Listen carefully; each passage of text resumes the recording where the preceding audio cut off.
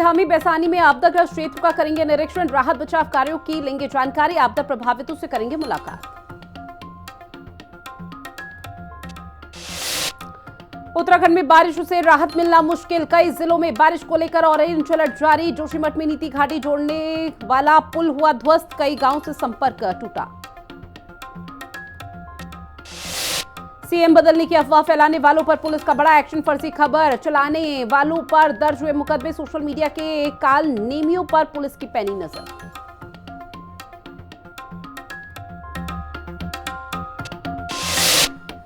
नमस्कार, आप देख रहे हैं हिंदी खबर। मैं हूं आपके साथ ऋतु भंडारी और शुरुआत करेंगे बुलेटिन की एक बड़ी खबर के साथ, जहां बागेश्वर दौरे पर इस वक्त सीएम पुष्कर सिंह धामी हैं। बैसानी में आपदाग्रस्त क्षेत्रों का निरीक्षण सीएम धामी करेंगे, जहां राहत बचाव कार्यों की जानकारी भी ली जाएगी। आपदा प्रभावितों से भी मुलाकात सीएम धामी करेंगे, जहां आपदाग्रस्त क्षेत्र का निरीक्षण सीएम पुष्कर सिंह धामी की तरफ से किया जाएगा। तो इस वक्त बागेश्वर के दौरे पर सीएम पुष्कर सिंह धामी हैं। बैसानी भी जाएंगे, जहां पर आपदा प्रभावित क्षेत्रों का दौरा करेंगे। वहां पर कितना नुकसान हुआ है इसका आला अधिकारियों के साथ आकलन किया जाएगा और जो इस आपदा से, इस भारी तबाही के मंजर से जूझे हुए लोग हैं, जो प्रभावित लोग हैं, उनसे भी बातचीत करेंगे। उनके दुख दर्द को कम करने की एक छोटी सी कोशिश सीएम धामी की तरफ से होगी। तो बड़ी खबर, जहां बागेश्वर दौरे पर सीएम पुष्कर सिंह धामी हैं। आपको बता दें कि सीएम धामी बैसानी में आपदाग्रस्त क्षेत्र का निरीक्षण करेंगे। अगली बड़ी खबर, उत्तराखंड में आफत की बारिश, मुसीबत भारी। जहां बारिश से राहत मिलना फिलहाल मुश्किल लग रहा है। आपको बता दें कई जिलों में बारिश को लेकर ऑरेंज अलर्ट जारी कर दिया गया। देहरादून, उत्तरकाशी, रुद्रप्रयाग, चमोली में अलर्ट जारी किया गया। चंपावत, उधम सिंह नगर में भारी बारिश का अलर्ट जारी किया गया। 1 सितंबर को भी कई जनपदों में ऑरेंज अलर्ट जारी किया गया है। तो बड़ी खबर, जहां देवभूमि में फिलहाल आसमानी आफत से जो परेशानी है वो थमने का नाम नहीं ले रही। मूसलाधार बारिश लगातार कई जिलों में हो रही है। मौसम विभाग की तरफ से अलर्ट जारी कर दिया गया है। कई ऐसे कुमाऊं और गढ़वाल मंडल के जिले हैं जहां पर ऑरेंज और रेड अलर्ट जारी किया गया है, यानी कि आने वाले समय में और भी भारी से भारी नुकसान बारिश की वजह से हो सकता है। और आवाजाही और पर्यटकों से लगातार अपील की जा रही है कि अगर वो देवभूमि आने का प्लान बना रहे हैं, घूमने फिरने का प्लान देवभूमि के लिए बना रहे हैं, तो पहले मौसम की अपडेट ले, उसके बाद ही देवभूमि का रुख करिए। और ऐसे में 1 सितंबर यानी कि कल जब नया महीना शुरू हो जाएगा तो उसके बाद से उम्मीद जताई जाती है कि शायद किसी तरह की राहत मिलेगी, लेकिन फिलहाल मौसम विभाग की तरफ से कोई राहत नहीं दी गई है। कहा गया है कि कई जनपद ऐसे हैं जो कि बेहद संवेदनशील है, जहां पर 1 सितंबर यानी कि कल भी बारिश का सिलसिला इसी तरह से देखने को मिल पाएगा।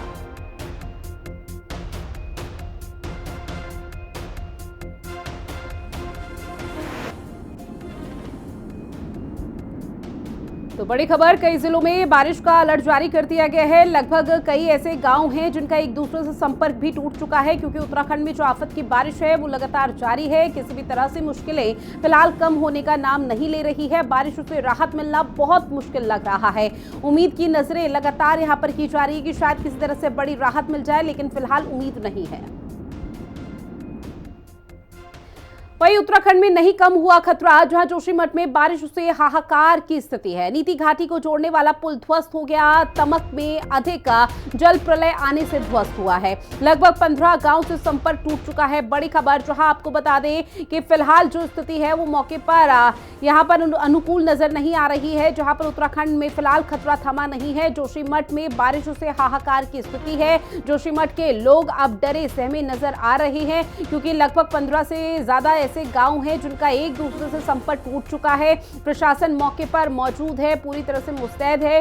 राहत बचाव कार्य यहां पर शुरू कर दिया गया है। अगर लोग फंसे हैं तो उन लोगों को सुरक्षित स्थान पर पहुंचाया जा सके, और जिन गांव के एक दूसरे से संपर्क टूटे हैं उन संपर्कों को भी साधने की कोशिश की जा रही है।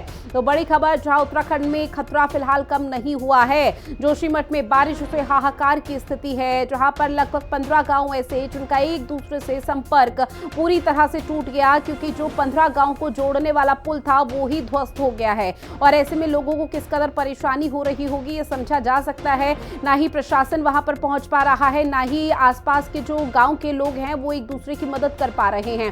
फिलहाल स्थिति ऐसी हो चुकी है कि प्रशासन के सामने बहुत बड़ी चुनौती है, लेकिन उस चुनौती से पार पाना बहुत जल्द ही वो तस्वीरें भी साफ होंगी, जहां लगभग 15 गांव ऐसे हैं जिनका एक दूसरे से संपर्क टूट चुका है। उत्तराखंड में फिलहाल खतरा कम होने का नाम नहीं ले रहा है। राहत बचाव कार्य यहां पर शुरू कर दिया गया है। नीति घाटी को जोड़ने वाला जो पुल था, तमक पुल, वो पूरी तरह से जल प्रलय की वजह से ध्वस्त हो चुका है, जिसकी वजह से 15 गांव संपर्क टूट गया। दीपिका भंडारी मेरी सहयोगी हमारे साथ लाइव बनी हुई है। दीपिका, पूरे मामले को लेकर क्या जानकारी, क्योंकि जो आसमानी आफत या कुदरत का कहर है वो देवभूमि के कई इलाकों में देखने को मिल रहा है, जिसकी वजह से अब लोग भी डरे सहमे हैं।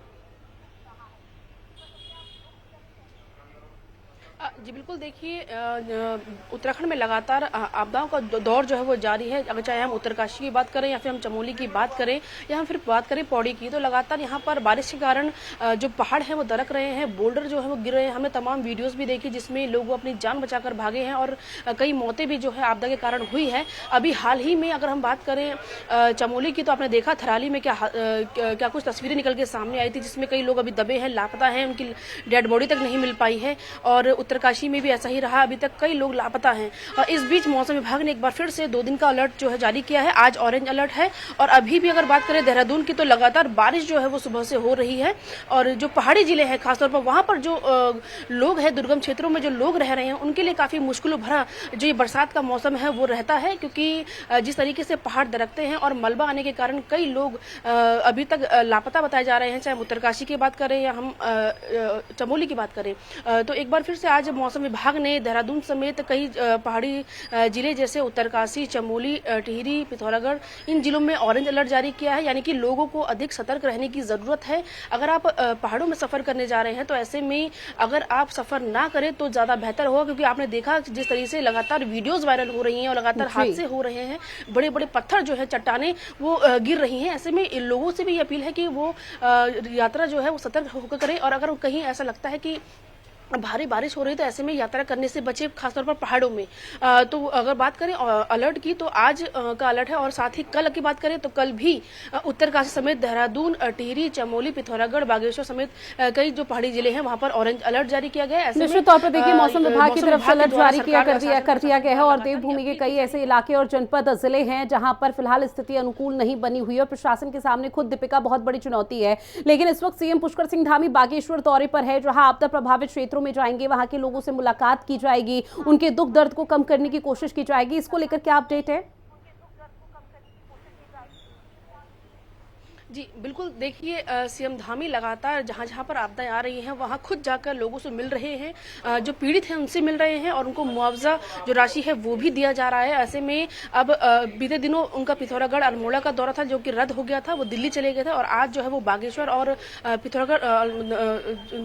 बागेश्वर दौरे में है, क्योंकि वहां पर भी हालात जो है वो अच्छे नहीं है। ऐसे में सीएम धामी जो है वो बागेश्वर के लिए बागेश्वर दौरे पर रहेंगे और वहां पे जो तमाम जो पीड़ित लोग हैं जहां पर आपदा आई है उन लोगों से मुलाकात करेंगे, उनका दुख दर्द बांटेंगे और साथ ही हर संभव मदद का आश्वासन जो जैसे कि उन्होंने पहले भी दिया है, चाहे हम उत्तरकाशी की बात करें, चमोली, पौड़ी की बात करें, जहां पर आपदा आई उनसे मुलाकात करके उन्होंने उनका दुख दर्द बांटा है लोगों का और उनको हर संभव मदद का भरोसा भी दिया है। तो ऐसे में यहाँ पर भी सीएम धामी तमाम जो आपदा पीड़ित लोग हैं उनसे मिलने जा रहे हैं और उनकी हर संभव मदद करेंगे। ऐसे निर्देश भी वो लगातार पुलिस प्रशासन, जिला प्रशासन की अधिकारियों को दे रहे हैं और हर संभव मदद भी की जा रही है। तो हम कह सकते हैं कि मुख्यमंत्री पुष्कर सिंह धामी जो है इस जो आपदाएं आ रही हैं उस खुद लोगों से जाकर मिल रहे हैं, उनका दुख दर्द बांट रहे हैं और हर संभव मदद भी कर रहे हैं। ठीक है दीपिका, जानकारी साझा की उसके लिए बहुत शुक्रिया। अब सीधा आपको उत्तर प्रदेश की राजधानी लखनऊ लिए चलते हैं, जहां पर सीएम योगी आदित्यनाथ क्या कुछ कह रहे हैं वो सुनिए। सुविधाओं से वंचित थे, आज उन्हें सभी प्रकार की सुविधाओं से युक्त किया गया है। कोल सुविधाओं से वंचित थे, उन्हें सभी प्रकार की सुविधाओं से युक्त किया गया है। थारू, गौड़, चेरो और तमाम अन्य उन सभी जातियों, बुक्सा, सहरिया, इन सब को भी इन योजनाओं से संतृप्त करने का कार्य किया जा रहा है। कुम्हार जाति के लोगों के लिए व्यवस्था बनाई गई कि हर ग्राम पंचायत में अप्रैल से लेकर के जून तक गांव का तालाब मिट्टी निकालने के लिए उन्हें फ्री में उपलब्ध होगा और उन्हें सोलर चाक और इलेक्ट्रिक चाक देकर के प्लास्टिक को प्रतिबंध करके मिट्टी के बर्तनों का उपयोग करना प्रारंभ किया। परिणाम है आज प्रजापति समुदाय के लोगों को भी अच्छा आमदनी शुरू हुई। निषादों के कल्याण के लिए भी जिस गांव का है, समिति जहां की है, वहां का पट्टा उन्हें प्राथमिकता के आधार पर प्राप्त हो सके, उनके लिए तमाम प्रकार की स्कीम, आवास की स्कीम भी बनाई गई, उनके लिए नौका प्रदान करने की कार्रवाई भी प्रारंभ हुई। ये अनेक कार्यक्रम आज प्रारंभ हुए हैं। श्री संजय निषाद जी उसको लेकर के लगातार प्रयासरत हैं, काम कर रहे हैं। राजभर समुदाय के कल्याण के लिए भी आपने देखा होगा, महाराज सोहेल देव के नाम पर बहराइच में एक भव्य स्मारक बना हुआ है, स्मारक बनाया गया। और आजमगढ़ में महाराज सोहेल देव के नाम पर विश्वविद्यालय का निर्माण भी कर दिया गया है। यह पहली बार हो रहा है। बेटी के जन्म लेने से लेकर के शादी ब्याह होने तक, बेटी के जन्म से लेकर के स्नातक तक की पढ़ाई के लिए 25,000 रुपए का पैकेज सरकार देती है। और शादी के लिए योग्य हुई बेटी 1 लाख रुपए मुख्यमंत्री सामूहिक विवाह योजना में उस बेटी के कन्यादान के लिए सरकार उपलब्ध करवाती है। सरकार की योजना का परिणाम है कि आज योजनाओं का लाभ बिना भेदभाव के प्रत्येक व्यक्ति को मिल रहा है, बिना भेदभाव के। राशन की सुविधा का हो, मकान की सुविधा का हो, शौचालय की सुविधा का हो, पेंशन की सुविधा का हो, या सरकारी नौकरी में सुविधा का। आपने देखा होगा अभी उत्तर प्रदेश पुलिस में भर्ती हुई, भर्ती में घुमंत जातियों से जुड़े हुए भी तमाम युवक और युवतियां भर्ती हुई हैं, जिन्हें सरकारी नौकरी मिल गई। पहले कोई पूछता नहीं था, अब सरकारी नौकरी मिल रही है। इन सभी जातियों के कल्याण के लिए सरकार पूरी प्रतिबद्धता के साथ कार्य कर रही है, जिसमें हम आज भी इस बात को देखते हैं।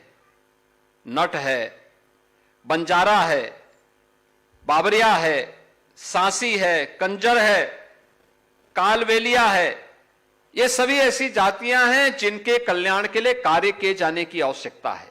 और आज मैं यहां पर श्री असीम अरुण जी से कहूंगा कि इन जो जातियां अभी वंचित रह गई हैं, सुविधाओं से वंचित हैं, उनके लिए जमीन के पट्टे मिले, उनके लिए मकान की सुविधा हो।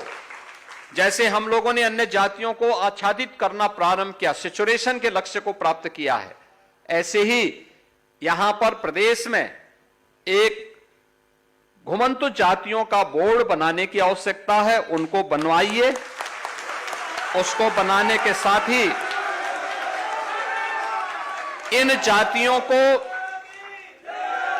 अगर ये जातियां एक जगह, जिसमें सपेरा भी है, सपेरा भी है, यहां है सपेरा, देखो सपेरा भी सब है, हां, सबको करेंगे। सपेरा होंगे, जोगी समुदाय के भी होंगे, हैं कि नहीं है? देखो बंजारा मैंने कहा है, बंजारा, नट, कंजर, ये सभी को एक बनवा करके और इन सभी के लिए जमीन के पट्टे, मकान, ये लोग वहां बटे, इनके लिए कॉलोनी बनाएंगे, मकान की कॉलोनी बन सके।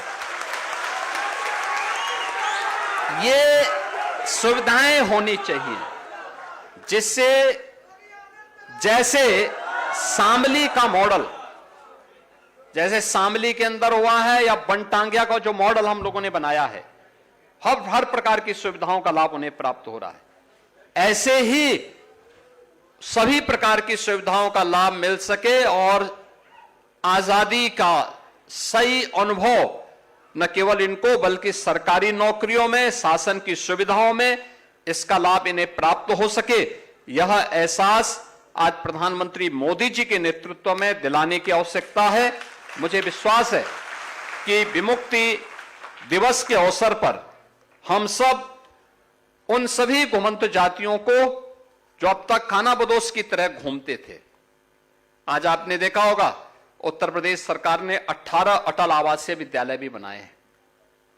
पीओसी बोर्ड में जो श्रमिक हैं, रजिस्टर्ड श्रमिक हैं, उनके बच्चों के लिए, और जिन बच्चों ने अपने लीगल अभिभावक को खोया है कोविड के दौरान, उन बच्चों को हम लोग वहां ले जाते हैं। 18,000 बच्चों का अब तक एडमिशन हुआ है, जिन बच्चों को हम उत्तम शिक्षा, अत्याधुनिक शिक्षा, इतना अच्छा इंफ्रास्ट्रक्चर, इतना अच्छा भवन, छात्रावास बना करके सुविधाएं उपलब्ध करवा रहे हैं, जो अब तक एक सपना था, अब वो सपना साकार हो रहा है। आज के इस अवसर पर इस दिवस के लिए मैं आप सबको बधाई देता हूं। बाबा साहब भीमराव अंबेडकर की उस दूरदर्शिता के लिए नमन करता हूं और विश्वास करता हूं कि आप सभी लोग शासन की इन सुविधाओं का लाभ प्राप्त करेंगे। आप सबके प्रति मेरी शुभकामनाएं हैं। धन्यवाद। जय हिंद। और चलिए एक बार फिर से बात करेंगे उत्तराखंड की तमाम बड़ी खबरों की, जहां बीजेपी के विधायकों का मुख्यमंत्री से मिलने का सिलसिला लगातार जारी है। आपको बता दें कि इससे प्रदेश में एक बार फिर से कैबिनेट विस्तार की चर्चाएं तेज हो चुकी हैं, जहां संभावना ये जताई जा रही है कि पितृपक्ष के बाद कैबिनेट विस्तार हो सकता है। लेकिन इस बीच पूर्व मुख्यमंत्री हरीश रावत कैबिनेट विस्तार को लेकर चुटकी लेते हुए नजर आ रहे हैं। हरदा का कहना है कि मुख्यमंत्री एक कुशल राजनीतिज्ञ हैं, वो जानते हैं जैसे ही अंगूर का गुच्छा दावेदारों के मुंह में गिराया तो वो सरकार की जड़ें खोदने में लग जाएंगे, फिर स्थिरता सरकार की खत्म हो जाएगी, इसलिए विस्तार नहीं किया जा रहा।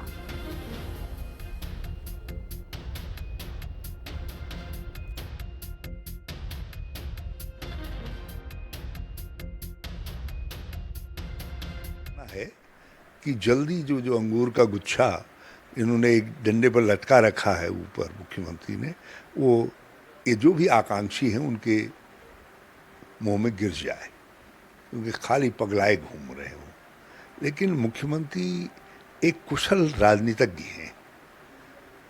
वो जानते हैं कि जैसे ही मैंने अंगूर का गुच्छा इनके मुंह में गिराया तो ये फिर सरकार की जड़ें खोदने पर लग जाएंगे और फिर स्थिरता सरकार की खत्म हो जाएगी।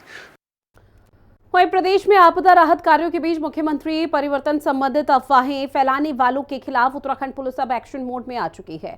सोशल मीडिया पर भ्रामक और झूठी सूचनाएं प्रसारित कर जनमानस को गुमराह करने वाले तत्वों पर अब पुलिस ने शिकंजा कसना शुरू कर दिया है। आपको बता दें कि देहरादून पुलिस ने 3 फेसबुक पेज संचालकों के खिलाफ मुकदमा दर्ज किया। ये कार्रवाई बीजेपी जिला अध्यक्ष देहरादून सिद्धार्थ अग्रवाल द्वारा प्रस्तुत शिकायत पत्र के आधार पर की गई।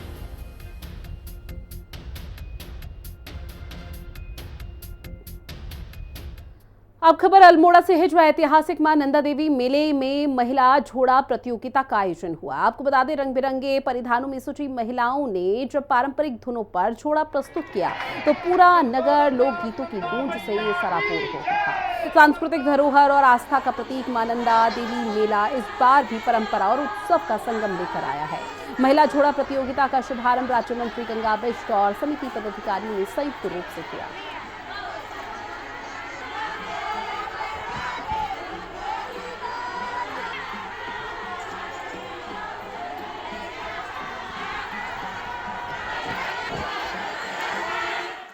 देखिए, लगातार 3 दिन से यहाँ पर सांस्कृतिक कार्यक्रम चल रहे हैं। विभिन्न कार्यक्रम, चाहे विद्यालय कार्यक्रम हो, चाहे वो प्रतियोगिताएं हों, चाहे सिंगिंग की हो और क्या कहते हैं डांस की प्रतियोगिताएं हों, तो अपनी संस्कृति को जीवित रखने के लिए हमने इसमें पहाड़ी फोक की नृत्य प्रतियोगिता हमने रखी है, कुमाऊनी गायन की हमने प्रतियोगिता रखी है और उसी क्रम में आज यहाँ पर अपनी संस्कृति को सजोते हुए हमने झोड़े की प्रतियोगिता और झोड़े की प्रस्तुति रखी है कि जिससे हमारी स्थानीय संस्कृति है उस संस्कृति को बढ़ावा मिले। ऐसे कार्यक्रम को हम ज़्यादा फोकस कर रहे हैं।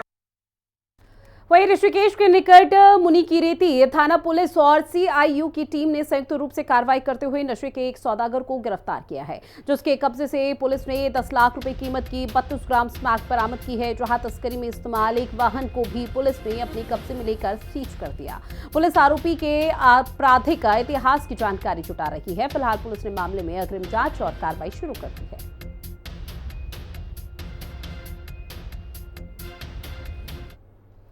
अब बात अगली खबर की, जहां उत्तराखंड में आपदा के हालातों के बीच धामी मंत्रिमंडल में फेरबदल की चर्चाओं को लेकर पूर्व सीएम हरीश रावत ने बीजेपी पर निशाना साधना शुरू कर दिया। हरीश रावत ने कहा है कि आपदा के समय सत्ता को लोगों के बीच में होना चाहिए था, लेकिन ऐसे समय में सत्ता दल के अंदर कुर्सी कुर्सी का खेल हो रहा है। हरीश रावत के बयान पर बीजेपी ने जवाबी हमला बोलते हुए कहा है कि खेल बीजेपी में नहीं बल्कि कांग्रेस में प्रदेश अध्यक्ष पद को लेकर हो रहा है। मंत्री पद की चिंता में एमएलए, जनता आपदा से त्रस्त। हरदा बोले सत्ता पक्ष कुर्सी कुर्सी के खेल में व्यस्त। सीएम धामी से मिलने को बीजेपी विधायकों में लगी होड़। मंत्री पद के लिए देहरादून से दिल्ली तक की दौड़। भारी बारिश और बादल फटने की घटनाओं के कारण उत्तराखंड के पर्वतीय जिले आपदा की चपेट में हैं। उत्तरकाशी के धराली और चमोली के थराली के साथ ही रुद्रप्रयाग और पौड़ी जिले आपदा से जूझ रहे हैं। सीएम धामी की निगरानी में आपदा राहत के काम तेजी से चल रहे हैं। वहीं आपदा के इन हालात के बीच धामी मंत्रिमंडल के विस्तार की चर्चाएं भी जोरों पर हैं। सीएम धामी भी इसके साफ संकेत दे चुके हैं। धामी मंत्रिमंडल में 5 मंत्री पद खाली हैं, जिनमें नए चेहरों को मौका दिए जाने की चर्चा चल रही है, जिस पर बीजेपी विधायकों में सीएम धामी से मिलने की होड़ लग गई है।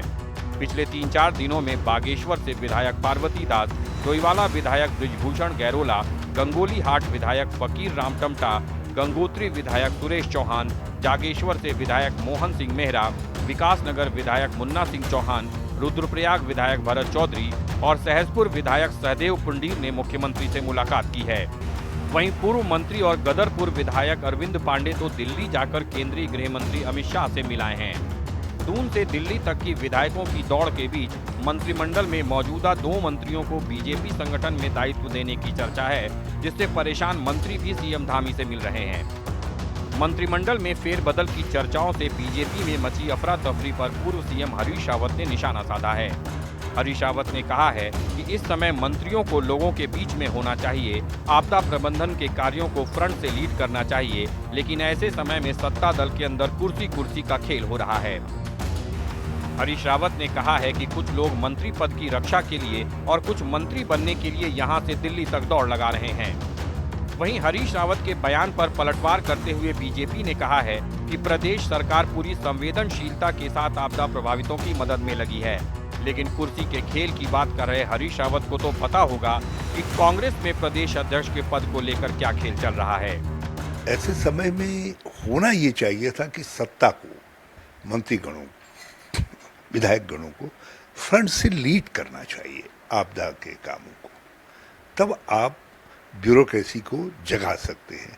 और यहाँ उल्टा हो रहा है, यहाँ सारी सत्ता इस समय देहरादून में है, कार्यकर्ता भी उनके संगठन के पदों का बंटवारा होना है और अब सारे लोग जो है उसके लिए दिल्ली में दौड़ लगा रहे हैं लगातार। देखिए, भारतीय जनता पार्टी और भारतीय जनता पार्टी की सरकार आपदा को लेकर के बहुत गंभीर है और संवेदनशीलता के साथ आपदा प्रभावितों की सहायता में जुटी हुई है।